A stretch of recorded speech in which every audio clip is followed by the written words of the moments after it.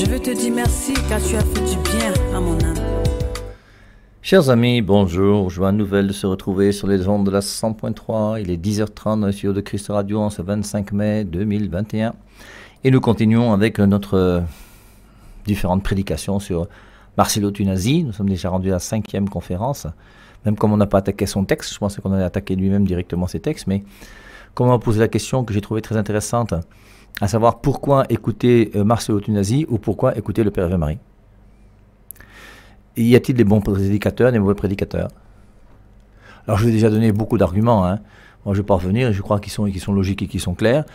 Première des choses, il y a une seule église voulue par Jésus-Christ. Matthieu 16, 18, Pierre, tu es Pierre, sur cette pierre je bâtirai mon église. Cette église est l'église qui existe depuis 2000 ans. La seule église qui existe depuis 2000 ans, c'est nous. Nous avons Pierre comme chef de l'église qui a été remplacé par l'un. Alors on aurait pu vous donner encore une nouvelle fois la liste des 12 premiers papes donnés par saint Irénée dans son livre. Et saint Irénée, donc en 170 après Jésus-Christ, dit que c'est un traité contre les hérésies. Et donc il fait tout un contrat dans lequel il réfléchit pour réfléchir sur les hérésies. Et il dit que si vous voulez ne pas être dans l'hérésie, il faut être fidèle à l'église fondée par les très glorieux apôtres Pierre et Paul à Rome.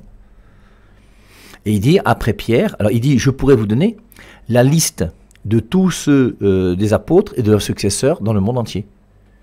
Mais il suffit d'être fidèle à l'église fondée par les très glorieux apôtres Pierre et Paul à Rome pour être sûr d'être dans la vérité.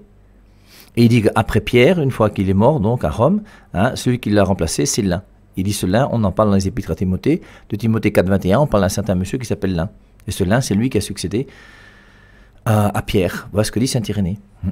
Ensuite, maintenant, après le 4e pape, il est bien connu, c'est le pape Clément, puisqu'il a écrit une lettre aux Corinthiens. Les Corinthiens avaient un problème, et donc il a fallu résoudre ce problème. Et qui a résolu ce problème? C'est le pape Clément. Or, à l'époque du pape Clément, l'apôtre Jean est toujours vivant. Et on ne demande pas à l'apôtre Jean de gérer le problème de Corinthe, mais on demande au pape Clément de gérer le problème. Même l'apôtre Jean respecte l'autorité du pape qui est à Rome. C'est quand même intéressant de le savoir. Et donc il donne la liste des papes, jusque celui qui est là à l'époque où saint Irénée était sur place, c'était Éleuthère. Nous aujourd'hui on peut donner la liste jusqu'à 266 papes. Moi j'ai connu le pape Jean-Paul II, j'ai connu ensuite le pape Benoît XVI, j'ai connu ensuite le pape François. Est-ce que je connaîtrai encore un pape ou deux? Je n'en sais rien. Et après, une fois ce qui est sûr, ils vont mourir, moi je vais mourir, et la vie va continuer, comme d'habitude, et on va remplacer le pape, et puis l'église sera là, et elle continuera à marcher. Et les portes de la mort ne pourront rien contre elle, rien ne peut attaquer cette église du Christ bâtie sur Pierre. Il y a aussi ce verset très intéressant de Luc 22, 32. « J'ai prié pour toi, Pierre, afin que ta foi ne défaille pas. » Jésus-Christ a prié, il y a une prière spéciale de Jésus-Christ, pour que la foi de Pierre ne défaille pas. Et la foi de Pierre, c'est qui? C'est la foi de Pierre, ensuite de l'un, le 4e Clément, le 12e Éleuthère, et le 266e, qui est le pape François aujourd'hui. C'est pour ça que Matthieu 16, 18, Pierre, tu es Pierre, sur cette pierre je bâtirai mon église, et les portes de la mort ne pourront rien contre elle. C'est pour ça que cette église, Éphésiens chapitre 5, verset 25, Marie, aimez vos femmes comme le Christ a aimé l'église, et s'est livré pour elle. Le Christ est mort pour son église. Et il l'a rendu sainte et sans tache. Et l'église du Christ, elle est sainte et sans tache. Alors, comment comprendre que l'église catholique est sainte et sans tache? Tout dépend de la définition que nous avons de l'église. Si l'église est l'ensemble des pécheurs pardonnés, eh bien forcément, elle n'est pas sainte et sans tache. Parce que moi-même, je ne suis pas saint et sans tache. Je pêche. Et je demande pardon à Dieu de temps en temps. Le pape aussi se confesse. Même notre évêque, tous les chrétiens. Et maintenant, l'Église elle est sainte et sans tache, non pas en tant que nous les hommes nous sommes dedans. L'Église est sainte et sans tache en tant qu'elle a été voulue par Jésus-Christ. Et que, étant voulue par Jésus-Christ, elle donne au monde le baptême. Et quand l'Église donne le baptême, quand l'Église donne les sacrements qu'elle donne sont saints. Quand l'Église donne la parole de Dieu, puisque la parole de Dieu se trouve dans l'Église, la parole de Dieu c'est la vérité et c'est saint. Et l'Église du Christ nous donne la parole de Dieu et les sacrements, et c'est pour ça que cette Église, elle est sainte. Et maintenant, ces sacrements et cette parole de Dieu est donnée à qui? À nous les hommes. Et nous, en tant qu'on fait partie de l'Église, on la rend laide. Voilà. Donc, et avec vous, alors aujourd'hui, on a vu donc, la succession des apôtres, on a vu que Paul a même enseigné, alors ça, je trouve ça très intéressant, j'ai découvert ça il y a récemment, que Paul lui-même a enseigné la doctrine de l'Église. On a vu ça ce matin dans Jean chapitre 16, dans les Actes des Apôtres au chapitre 16. On a vu le concile de Jérusalem. Et après le concile de Jérusalem, Paul est parti. Hein, dans les villes qu'il traversait, il transmettait les décrets que les apôtres et les anciens de Jérusalem avaient demandé d'observer. Paul transmettait les décrets de l'Église. Mais c'est quand même intéressant, hein, moi je trouve ça même très très intéressant. Alors, aujourd'hui vous voyez, parce que c'est toujours le même problème qu'on a, que ce soit Marcello Tunasi, alors lui en plus il est menteur, c'est ça qui est gênant, mais il y a beaucoup de pasteurs qui sont des gens qui sont de bonne volonté. Et lui, c'est des mensonges quand même qui sont grossiers, qui sont... Qu'un pasteur puisse croire que Constantin a fondé l'Église catholique, bon, on lui a donné un mauvais enseignement, il a cru cet enseignement, il n'a pas cherché pour savoir si c'est vrai ou pas, c'est malheureux, c'est dommage, et puis il enseigne des choses qui sont fausses. Mais c'est une erreur, c'est pas un mensonge. Par contre, Marcello Tunasi, lui, quand il dit carrément que l'Église catholique a fait de Marie une déesse, ça c'est un mensonge, c'est de la calomnie pure. La calomnie, c'est dire un mal sur quelqu'un et un mal qui est faux. C'est la calomnie pure, c'est grossier comme discours. Et c'est étonnant que des gens qui se disent intelligents puissent suivre un discours tel que celui-ci. Alors maintenant, que soit Marcello Tunasi ou n'importe quel autre non-catholique, je vous rappelle, la grande différence, c'est que nous, notre foi ne repose pas sur la Bible, encore moins sur la Biblette, mais sur la parole de Dieu qui est donnée par l'Église. Et c'est pour ça, donc, il faut faire comprendre à ces gens qui sont non-catholiques que je ne peux pas interpréter la Bible comme je veux. Je ne peux pas interpréter la Bible n'importe comment. Alors, je vais prendre le cas d'école que je prends habituellement avec vous, c'est les frères et sœurs de Jésus. Comme j'ai déjà pris ça 2 ou 3 fois, je ne vais pas prendre ça maintenant, mais on va prendre ça quand on va commenter la virginité de Marie par rapport à la position de Marcello Tunasi, pour comprendre que Joseph et Marie n'ont jamais eu de relation sexuelle ensemble, et que Joseph et Marie n'ont jamais eu d'enfants. Et que les frères et sœurs de Jésus dans les Écritures, ce sont ses cousins. Et je crois que si on veut lire les Écritures d'une manière objective, on le comprend très bien. Hein. Et avec vous, alors je voudrais, donc ne pas prendre le cas des frères et sœurs de Jésus, mais on va prendre le cas de 1 Timothée 3.2. Dans 1 Timothée 3.2, dans certaines traductions, il est dit « L'évêque doit être marié d'une seule femme ». Alors, je voulais la traduction d'abord Louis II, qui est la traduction protestante. 1 Timothée chapitre 3, verset 1, « Cette parole est certaine. Si quelqu'un aspire à la charge d'évêque, il désire une œuvre excellente. Il faut donc que l'évêque soit irréprochable, mari d'une seule femme, sobre, modéré, réglé dans sa conduite, hospitalier, propre à l'enseignement. » Et c'est un verset donc utilisé par les gens non catholiques pour montrer que normalement la Bible demande que l'évêque se marie. Or, dans l'Église catholique, les religieux et les religieuses, les prêtres et les prêtres qui deviennent évêques, parce que c'est un prêtre qui devient évêque, sont des gens qui ne se marient pas. Alors certains trichent, oui, mais ça c'est autre chose. On ne regarde pas le péché des gens, c'est pas ça qui est intéressant. C'est est-ce que c'est fidèle à la doctrine de Jésus-Christ. Et donc nous, dans l'Église, l'évêque ne se marie pas. Or, la Bible dit, cette parole est certaine, si quelqu'un aspire à la charge d'évêque, il désire une œuvre excellente, il faut donc que l'évêque soit irréprochable, mari d'une seule femme.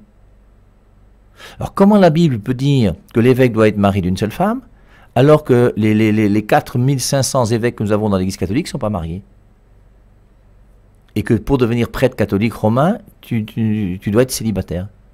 Et tu fais une promesse de célibat avant de recevoir le sacrement de l'ordre.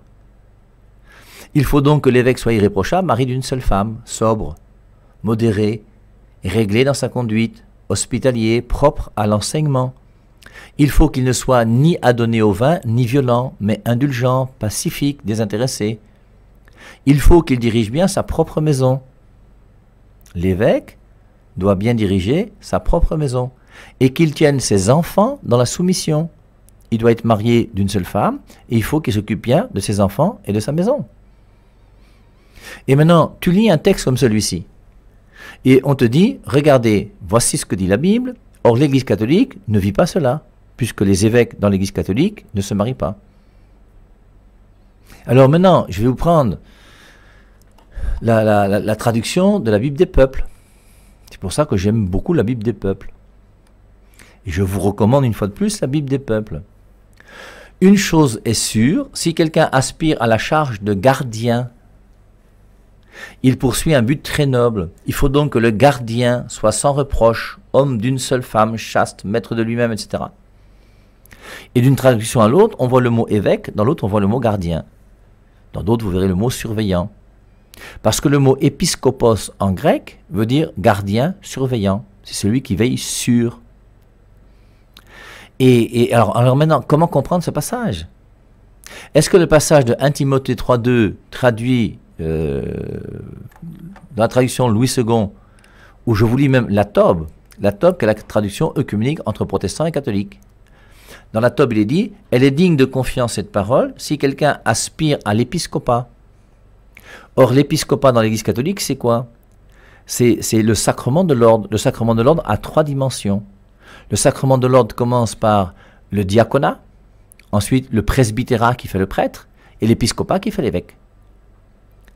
Et donc, la plénitude du sacrement de l'ordre, c'est l'évêque. Elle est digne de confiance, cette parole, si quelqu'un aspire à l'épiscopat. Et l'épiscopat, c'est bien ça qui est lié directement à l'évêque, hein. Une messe épiscopale. C'est une belle tâche qu'il désire. Aussi faut-il que l'épiscope soit irréprochable, mari d'une seule femme. Alors, c'est pour ça, vous voyez qu'il faut un minimum de recul, de sagesse, de réflexion et d'intelligence pour essayer de comprendre un texte biblique. Alors, je vous rappelle, une fois dans une classe, c'était en 3e, au lycée bilingue de Berthois, il y a une fille qui, lorsqu'il y avait cours de catéchèse, mettait toujours un foulard sur sa tête. Donc, tu sentais que c'était des gens qui sont accrochés à 1 Corinthiens 11, où si tu ne mets pas de foulard sur la tête, c'est comme si Dieu ne te connaît pas. Et puis, un jour, elle m'a dit, monsieur, elle ne m'a pas appelé père, hein, parce que Matthieu 23,9 dit n'appelez personne père sur la terre, donc elle connaît Matthieu 23,9. Son père lui a appris, son pasteur lui a appris qu'il ne faut pas appeler un prêtre père. Matthieu 23,19 dit n'appelez personne père sur la terre, car un seul est votre père, celui qui est aux cieux. Comme si moi, Père Ave Marie, je ne connaissais pas Matthieu 23,9. Je connais Matthieu 23,9. N'appelez personne père sur la terre. Et je dis que je m'appelle Père Ave Marie. Pas pour contredire Jésus, mais parce que forcément, j'ai mes raisons. Et si vous les voulez, vous me demandez, je vais vous dire. Je suis capable de justifier tous les versets bibliques des Saintes Écritures. Et vous montrer que la bonne interprétation de la Bible ne se trouve que dans l'Église catholique. Ça, c'est pas compliqué. Et alors cette fille disait, monsieur, tout ce que vous dites est faux, vous êtes un menteur. Et on a écrit au tableau, c'était 1 Timothée 3,2 justement ce passage, il dit, l'évêque doit être marié d'une seule femme. Vous les catholiques, il y a des évêques, et chez vous, l'évêque ne se marie pas. Alors que la Bible dit que l'évêque doit être marié d'une seule femme. Vous êtes des menteurs, monsieur.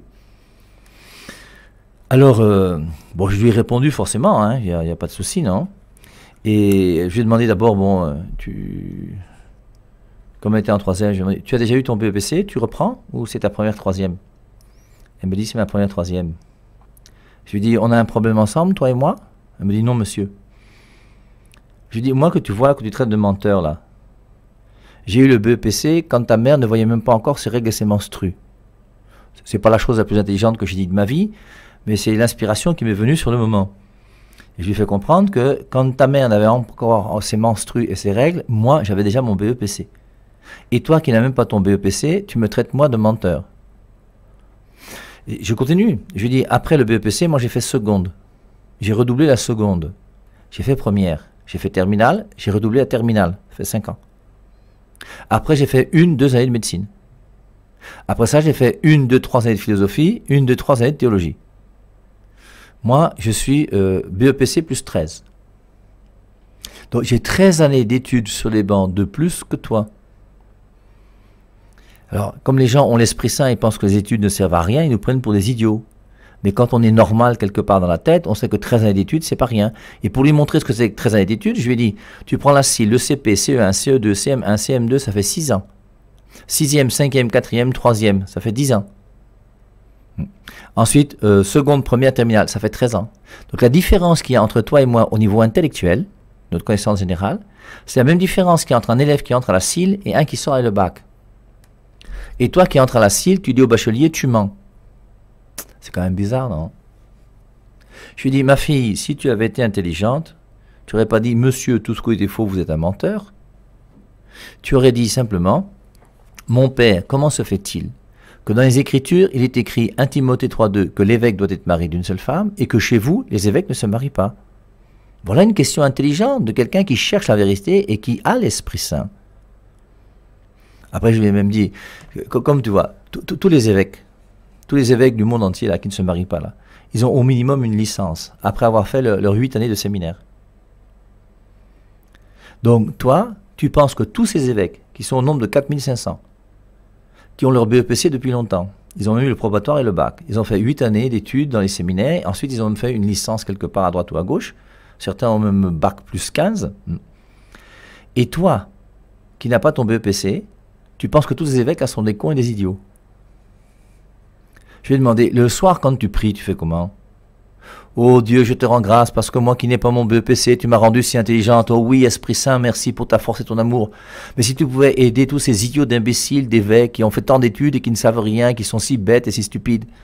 Mais quand même, au bout d'un moment, il faut quand même s'asseoir et réfléchir. Qu'on prenne un peu de temps, qu'on prenne une distance, qu'on essaye de voir, qu'on ouvre les yeux. Toi, tu vas lire un verset biblique dans la tête, tu lis un verset biblique que tu comprends et tu dis que tous les autres sont des menteurs parce qu'ils n'ont pas compris le verset biblique comme toi. Alors, après on a expliqué, Timothée 3.2. Qu'est-ce que c'est qu'un évêque pour nous aujourd'hui? L'évêque pour nous aujourd'hui, c'est notre diocèse, Monseigneur Jean Barga, le responsable du diocèse. Ma première question, est-ce qu'à l'époque de cette première épître à Timothée, qui a été écrite dans les années 55, peut-être ou 60, je ne sais pas combien moi, est-ce qu'à cette époque-là, il y avait déjà des diocèses? Est-ce qu'il y avait déjà des cathédrales? Est-ce qu'il y avait déjà des grands séminaires? Est-ce qu'il y avait déjà des paroisses un peu partout? Quand Paul et Timothée sont partis dans le village, là, il y avait déjà plusieurs évêques qui étaient là, il fallait choisir un évêque parmi plusieurs évêques. Parce que, comprenons bien ce passage. Qu'est-ce qu'il est dit? Je reprends, la traduction Louis II, pour rester protestant. Cette parole est certaine. Si quelqu'un aspire à la charge d'évêque, il désire une œuvre excellente. Il faut donc que l'évêque soit irréprochable, mari d'une seule femme. Et toi, Timothée, Paul te donne des conseils pour choisir un évêque. Un évêque, normalement, c'est le responsable d'un diocèse. Est-ce qu'il y avait plusieurs responsables de diocèse qui étaient là? Est-ce qu'on avait le choix entre plusieurs évêques pour savoir lequel allait gouverner ce diocèse ou cet autre diocèse? J'espère que vous me comprenez, non? Paul et Timothée sont partis dans un village où il n'y a même pas de chrétiens. Les gens n'ont pas entendu parler de Jésus-Christ. Maintenant, ils viennent apporter le premier évangile à ces gens-là. Et forcément, la première des choses qu'ils vont recevoir, c'est le baptême. Il n'y a pas de paroisse, il n'y a pas de prêtre, il y a encore moins d'évêques, il n'y a pas de diocèse, il n'y a pas d'évêque. C'est pour ça que le mot évêque utilisé là, en grec, épiscopos, gardien, surveillant, il faut que le gardien ou le surveillant, le gardien de quoi ou le surveillant de quoi? On vient d'arriver dans un village, on a annoncé Jésus-Christ, certaines personnes ont reçu le baptême, on a donné le baptême, voici la première communauté chrétienne de baptisés dans ce village. Eh bien, Paul dit à Timothée, choisis le gardien, choisis le surveillant, celui qui va veiller sur cette communauté de baptisés. Choisis le responsable, pour nous en français on dirait, il faut que le catéchiste soit monogame et non pas polygame. Parce que le catéchiste, c'est lui qui sera le gardien de cette communauté, ou le veillant sur, le surveillant de cette communauté. Et forcément, dans cette communauté, je vous dis, il n'y a pas de gens qui ont reçu le sacrement de l'ordre, il n'y a pas de prêtre, il n'y a pas d'évêque. Donc on comprend que dans 1 Timothée 3.2, la traduction de la Bible des peuples est quand même bien meilleure. Une chose est sûre, si quelqu'un aspire à la charge de gardien, tu veux être responsable, gardien de la communauté, mais c'est une bonne chose. Tu veux être responsable ou gardien du groupe charismatique ou de la chorale ou du groupe je sais pas quoi, mais c'est une bonne chose. Il poursuit un but très noble. Il faut donc que le gardien soit sans reproche, homme d'une seule femme. Et on va choisir donc le gardien de la chorale ou du groupe charismatique parmi ceux qui sont mariés à l'église et qui ont une seule femme. On ne va pas choisir un responsable dans l'église qui est polygame. Et voilà comment nous devons comprendre 1 Timothée 3.2. Et c'est pour ça qu'il faut que nous ayons le recul nécessaire pour bien comprendre les Saintes Écritures. 2 Timothée 3.16, toute écriture est inspirée de Dieu et utile pour enseigner, convaincre, éduquer, ne dit absolument pas que la Bible est inspirée par Dieu. C'est tellement stupide de donner un argument pareil pour essayer de nous faire croire que seule la Bible est la parole de Dieu. Mais soyons honnêtes, aimons la vérité. C'est très important. Donc, on peut prendre un autre cas d'école. On peut prendre un autre cas parce que le pasteur Marcelo Tunasi, dans son document, a insisté sur le fait qu'on ne peut pas prier Marie et que Marie ne peut pas être médiatrice. Et l'argument habituel de tous les non-catholiques pour dire que Marie n'est pas médiatrice, c'est 1 Timothée 2.5. Alors, je vais essayer de retrouver dans la Bible ce passage de 1 Timothée 2.5, qui est intéressant, hein. où il est dit, hein, forcément, dans 1 Timothée 2,5, qu'il y a un seul médiateur entre Dieu et les hommes. Mais je vais vous lire un petit peu les versets d'avant et aussi un petit peu le verset d'après. Parce que c'est important de comprendre le contexte dans lequel ça a été écrit et exactement ce qui est dit dans ce passage. Donc 1 Timothée, chapitre 2, je vous lis. Je demande avant tout autre chose, qu'on fasse des prières, des demandes, des supplications, des actions de grâce, sans distinction de personne. Pour les rois et ceux qui nous gouvernent, on peut prier pour les rois. Comme Marie peut prier pour moi. Tu peux prier pour les rois. Prier pour les rois, c'est recommandé par les Saintes Écritures. Hein. On peut prier les uns pour les autres. Je peux demander à Marie de prier pour moi. Sainte Marie, Mère de Dieu, priez pour moi. C'est pas un péché que de demander à quelqu'un de prier pour toi quand même. C'est même la chose peut-être la plus importante des Écritures, puisque tu ne peux rien faire de plus important pour ton frère que lui donner Jésus. Et quand tu pries pour lui, tu l'aides. Tu invoques Jésus-Christ pour lui, pour que Jésus-Christ soit dans sa vie. Tous les parents prient pour leurs enfants. Et Marie, qui est ma mère, prie pour nous, mais c'est tellement évident.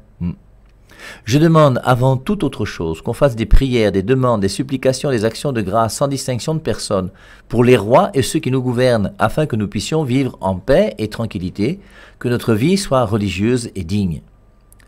Voilà ce qui est bien et ce que désire Dieu notre Sauveur, car il veut que tous les hommes soient sauvés et parviennent à la connaissance de la vérité. Dieu est unique, unique aussi le médiateur entre Dieu et les hommes, le Christ Jésus, homme. Alors il est clair que si on s'arrête là, Dieu est unique, unique aussi le médiateur entre Dieu et les hommes, le Christ Jésus, homme. 1 Timothée 2,5, il y a un seul médiateur entre Dieu et les hommes. Alors, maintenant, cherchons quand même à être intelligents. Je vous rappelle, 2 Timothée 3,16, toute écriture est inspirée de Dieu. C'est clair que ce n'est pas vrai, parce que le journal de ce matin n'est pas inspiré par Dieu. Alors quand il dit « toute écriture est inspirée de Dieu », de quelle écriture s'agit-il? Il ne s'agit pas de la Bible, parce que la Bible n'existait pas encore, la Bible est née en 397. Que veut dire « toute écriture est inspirée par Dieu » ? Je prends un autre passage, Hébreux 9, 27. Il est réservé à l'homme de mourir une seule fois, après quoi vient le jugement. Est-ce que c'est vrai? Oui, mais pas pour tout le monde. La preuve, c'est que Lazare est ressuscité, il est remort. Dans Hébreux 9, 27, on nous dit, non, il est réservé à l'homme de mourir une seule fois. C'est vrai d'une manière générale, mais ce n'est pas vrai pour tout le monde. Comme on verra dans Genèse chapitre 3, où il dit que tu es poussière, tu retourneras à la poussière, c'est vrai d'une manière générale, mais ce n'est pas vrai pour Jésus, qui est pourtant un homme, même s'il est Dieu. Et ce ne sera pas vrai, on le verra aussi, pour Marie. Maintenant, qu'est-ce qui s'est passé avec Élie, qui est parti sur un char de feu? Et vous avez beaucoup de versets comme ça, il faut qu'on comprenne il faut interpréter ce verset avec un peu d'intelligence. Toute écriture est inspirée de Dieu. Qu'est-ce que ça veut dire? Hébreux 9, 27, il est réservé à l'homme de mourir une seule fois, alors que Lazare est mort 2 fois. Et tous ceux qui sont ressuscités sont morts 2 fois. Ensuite, maintenant, le passage de 1 Timothée 5, il y a un seul médiateur entre Dieu et les hommes. Alors, réfléchissons. Est-ce que, objectivement, si on réfléchit ensemble, il y a un seul médiateur entre Dieu et les hommes? Toi-même, là, qui m'écoutes, est-ce que dans ta vie, il n'y a pas des choses qui sont médiateurs entre Dieu et toi? Je vais prendre un exemple. Quand ta mère t'apprend à dire Jésus alors que tu as 3 ans, 4 ans, 5 ans, elle est médiateur entre Dieu et toi. Quand tu reçois le sacrement du baptême dans ton église et que le baptême te donne la grâce de Dieu et te sauve, le sacrement du baptême est médiateur entre Dieu et toi. La Bible que tu lis, elle est médiateur entre Dieu et toi. Le pasteur que tu écoutes chaque dimanche, ou le culte auquel tu vas chaque dimanche, ou la messe à laquelle tu assistes, médiateur entre Dieu et toi. La 100.3 même que tu écoutes là, c'est médiateur entre Dieu et toi. Alors, comment comprendre? Alors, en plus même, Jésus-Christ a voulu lui-même qu'il y ait des médiateurs. On a vu hier que Jésus-Christ, c'est lui qui donne la parole de Dieu. Hébreux 1.1, Dieu a parlé jadis par les prophètes, et en ces derniers temps, il a parlé par son Fils. Et maintenant, donc Jésus-Christ, le Fils de Dieu, c'est lui qui nous donne la parole. Qu'est-ce qu'il a fait? Il a donné cette parole à ses apôtres. Luc 10,16. Celui qui vous écoute m'écoute. C'est en écoutant les apôtres que tu as la parole de Dieu. Les apôtres sont médiateurs entre la parole de Dieu et toi. Dans Marc chapitre 2, le paralytique descend du toit. Jésus-Christ dit au paralytique, tes péchés te sont remis. Les Juifs et les scribes disent, mais comment celui-ci remet les péchés? Nous on sait que Dieu seul remet les péchés. Qu'est-ce qui est plus facile, de dire tes péchés sont remis, ou bien de dire, lève-toi, prends ton lit et marche? Afin que vous sachiez que le Fils de l'homme a le pouvoir de remettre les péchés, je te le dis, lève-toi, prends ton lit et marche.